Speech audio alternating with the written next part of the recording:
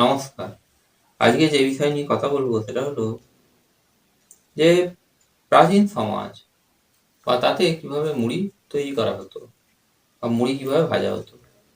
মুড়ি আমরা সকলেই খাই, এই হচ্ছে মুড়ির ছবি। কিন্তু এই যে মুড়িগুলো খাই এগুলো হচ্ছে বাজারে বিভিন্ন দোকান আছে তা সেখান থেকে আসে। আর এই মুড়িগুলো ফ্যাক্টরিতে তৈরি হয়, সাধারণভাবে ফ্যাক্টরিতে তৈরি হয়।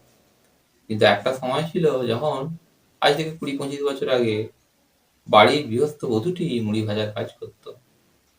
সে আরো কয়েকটা বউ মিলেমিশে মুড়ি ভাজার কাজ করতো। সারা সপ্তাহ মোটামুটি মুড়ি একবারে ভেজে নেওয়া হতো।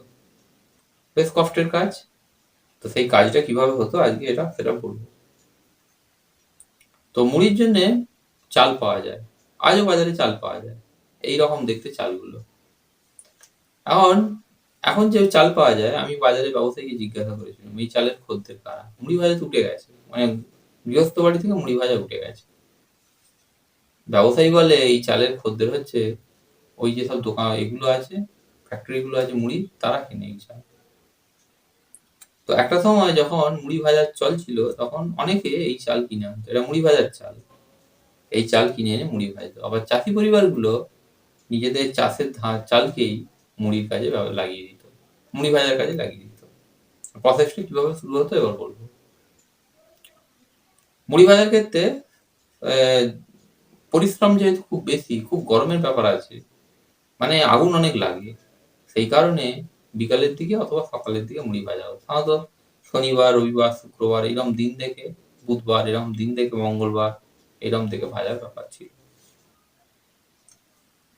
তো যেদিন ভাজা হবে সেদিন যখন ভাজা হবে তখন থেকে আধ ঘন্টা আগে ধরে নেওয়া যাক যে বাড়ির বউটি একটা ধুচুনিতে করে, এই হচ্ছে ধুচুনির ছবি, দুটো ধুচুনি দেখা যাচ্ছে, একটা বাঁশের আর একটা হচ্ছে লোহার।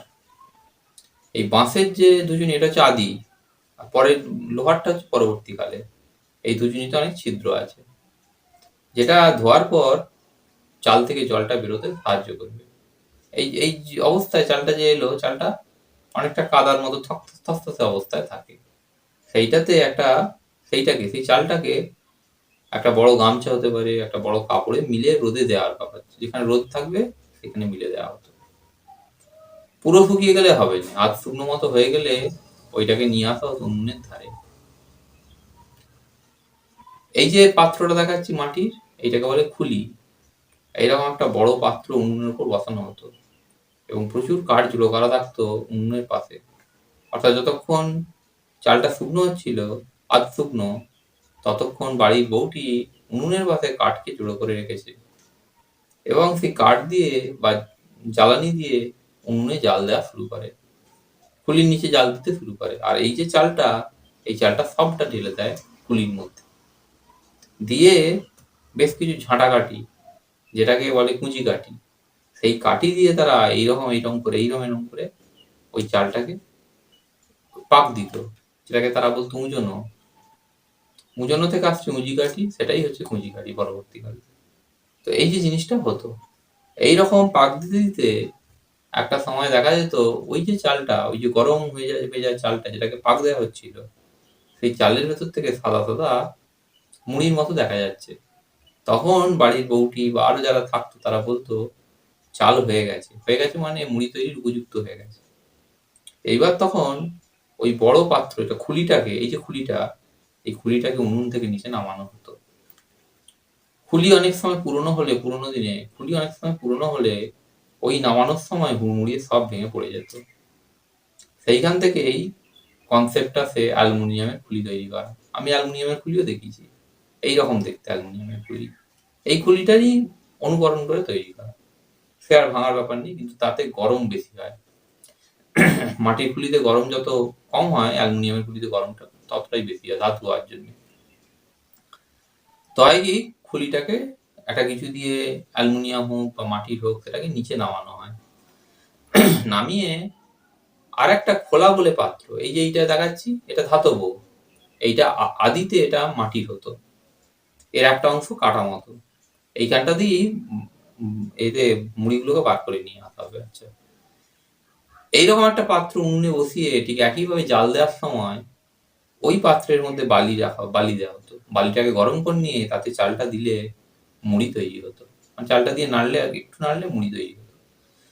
সেই মুড়িগুলো এই পাত্রের এই যে ফাঁকা অংশটা এটা দিয়ে বার করে নেওয়া হতো। এইরকম ভাবে সব মুড়িটা ভাজার পর একটা ওই চালুনি সাধারণত বাঁশ থেকে তৈরি হয়। এই যে জিনিসটা দেখাচ্ছি এটা হচ্ছে চালুনি। এই চালুনি দিয়ে ওইটাকে চেলে নেওয়া হতো।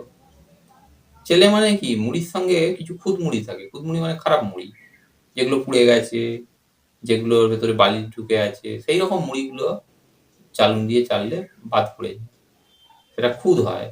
আর বাকি মুড়িটাকে একটা ভালো টিনের পাত্র হতে পারে, যা যে কোনো জিনিসে কন্টেনারের মধ্যে রাখা হতো। এইভাবে রেখে পুরোনো দিনে মাটিরই সম্ভবত জ্বালা বা কিছু হতো, তাতে রাখা হতো। তো রেখে সেটাকে প্রিজার্ভ বা সংরক্ষণ করা হতো, যাতে করে সেটা নিয়ে বা খারাপ নষ্ট না হয়ে যায়। মুড়ি হচ্ছে একটি চটজলদি, সহজপাচ্য এবং ভালো খাবার। পুরোনো দিনেও ছিল, আজও আছে। তো এই হচ্ছে মুড়ি তৈরির পুরো প্রক্রিয়া। এর মধ্যে যেটা হয় সেটা হচ্ছে যে বাড়ির যে বউটি যেটা কাজ করছে তার সব থেকে বেশি পরিশ্রম হতো। ওই যে একবার যাচ্ছে জলেতে গিয়ে চালটা ধুয়ে আনছে, চালটাকে সে মিলে দিচ্ছে, তারপরে চালটাকে নিয়ে আসছে উনুনের কাছে, তারপর সেই চালটাকে খুলির ভেতর ঢালছে, ঢেলে নাড়ছে এবং একই হাত দিয়ে একটা হাত দিয়ে সে উনুনে জাল দিচ্ছে। প্রচন্ড গরম তৈরি হতো। ফলে যে বউটি কাজ করতো সে কাজের শেষে ওই কিছু নাকে মুখে গোঁজার মতো করে খেয়ে দিয়ে শুয়ে পড়তো। পরের দিন সকালে সে উঠতো। এইরকম ছিল কষ্টের জীবন, কিন্তু এর সঙ্গে একটা মধুর স্মৃতিও আছে। সেটা হচ্ছে বউটি এইটা ভেবে খুব আনন্দ পেত যে তার তৈরি করা জিনিসটা বাড়ির লোকেরা পরম ভক্তি করে খাচ্ছে। তাই হচ্ছে সেই পুরোনো দিনে যেরকম ভাবে হতো মুড়ি ভাজা, আমি সেটা বললাম।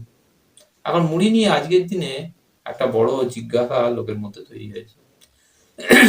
জিজ্ঞাসা বলবনি, মানে তৈরি হয়েছে, কি বলে ওটা, যে ইউরিয়া দিয়ে ভাজা মুড়ি, মানে ভয়, ইউরিয়া দিয়ে ভাজা মুড়িটা কি। এই যে এতক্ষণ মুড়ি ভাজার কথা বললুম, এর মধ্যে নুনের ব্যবহার হতো। সেটা হচ্ছে এই যে যখন চালটাকে খুলির মধ্যে দিয়ে এরম এরম করে নাড়া হতো, যেটাকে উজনো বললুম, ওই সময়ই ওই চালের মধ্যে নুন দিয়ে দেওয়া হতো, যাতে মুড়ির স্বাদ আসে। মুড়িতে ইউরিয়ার যে ব্যাপারটা সেটা ওইখান থেকেই আসছে। যে মুড়ি যখন চালটা যখন উজনো হবে, তখন নুনের বদলে ইউরিয়াকে ব্যবহার করা হবে, ইউরিয়া যুক্ত জলকে স্প্রে করে দেওয়া হবে। ইউরিয়া দিলে কি হয়, ইউরিয়া দিলে যেটা হয় যে জ্বালানি কম লাগে, অর্থাৎ মুড়ি খুব তাড়াতাড়ি তৈরি হয় এবং মুড়িটা খুব সাদা হয়।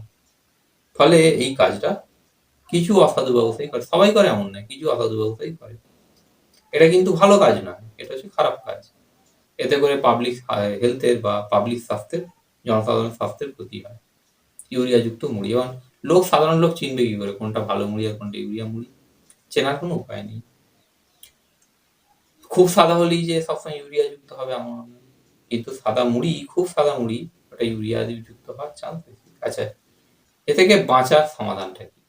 এর সমাধান খুব সুন্দর একটা সমাধান আছে। সমাধান হচ্ছে, যে মুড়িকে সন্দেহ হবে ইউরিয়া যুক্ত, সেই মুড়ি যদি জলে ডুবিয়ে খাওয়া হয় বা জলে ভিজিয়ে খাওয়া হয়, তাহলে ওই মুড়িটি ইউরিয়া থেকে মুক্ত হয়, কারণ ইউরিয়া জলে দাব্য। ঠিক একই রকম ভাবে নুনে যার সমস্যা আছে, সে যদি মুড়িতে নুন আছে, তাই মুড়িটাকে যদি জলে ডুবিয়ে খায় তাহলে নুনটা ঝরে যায়, নুনও জলে দাব্য। এই নিয়মে ইউরিয়া থেকে সে মুক্ত হতে পারে, অর্থাৎ ইউরিয়া শরীরে ঢুকবে না। অবশ্যই জলটা খাওয়া যাবে না, ওই মুড়িটা খেতে পারে, মুড়িটা জলে ডুবিয়ে খেলে ইউরিয়াটা ধুয়ে যাবে, ওই জলেতে ডুবে যাবে, মুড়িতে কিছু থাকবে না। তো এই হচ্ছে সমাধান, যে ইউরিয়া যুক্ত মুড়ি সন্দেহ হলে সেটাকে জল দিয়ে ভিজিয়ে খাওয়া, খেলে ইউরিয়া এমনি নষ্ট হয়ে যাবে বা ইউরিয়াটা জলে চলে যাবে, জলটা খাওয়া যাবে, তো মুড়িটা খেতে পারবে। তো এই হচ্ছে জিনিস। আর মুড়ি কতদিন থেকে কবে থেকে চলছে? মুড়ি হচ্ছে এই বাংলা, আসাম বা এইসব অঞ্চলে, উড়িষ্যা, বিহার, এইসব অঞ্চলে খুব প্রাচীন একটি খাবার। হিন্দু সভ্যতার বয়স যতদিন, ঠিক ততদিন, যদি 5,000 বছর হয় 5,000 বছর। তো মুড়ি কিভাবে খাওয়া হয়? মুড়ি বহু জিনিসের সঙ্গে খাওয়া হয়। চানাচুর দিয়ে খাওয়া যায়, মুড়িকে আলু, মানে আলু সেদ্ধ, আলু মাখা দিয়ে খাওয়া যায়, বেগুন পোড়া দিয়ে খাওয়া যায়, বেগুন সেদ্ধ দিয়ে খাওয়া যায়, তারপরে মাংসের আলু দিয়ে খাওয়া যায়, তারপরে শাক দিয়ে খাওয়া যায়। এরকম বিভিন্ন জিনিস দিয়ে মুড়িকে খাওয়া হয়। মুড়িকে চিনি দিয়েও খাওয়া যায়। এরকম জিনিসগুলো দিয়ে খাওয়া যায়। মুড়ি শুধুও খাওয়া যায়। অনেকে চায়ের সঙ্গে মুড়ি খায়। সবকটাই পরম উপাদেয়। তো ধন্যবাদ আজ এই পর্যন্তই।